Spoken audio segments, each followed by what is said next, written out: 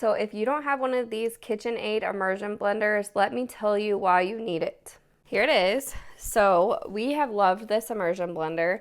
First of all, it's super easy to just plug in wherever you are in the kitchen. So we have several different places we like to cook, but this is the kitchen island, and we can plug it in here to use, or we can plug it in like by the stove or whatever. But yeah, super easy to just plug in. And what I love about it is it's just really simple. So you can make smoothies with it. It comes with a nice little cup to make smoothies with, but you can use it for so much more than that. So when I first got it, I used it for smoothies. Now we have a family of 6, will not work for smoothies, but we use it for all sorts of soups or purees. I use it for mashed potatoes, whatever. You can just immerse it right into the Instapot or into like a pan for a soup that you want to puree.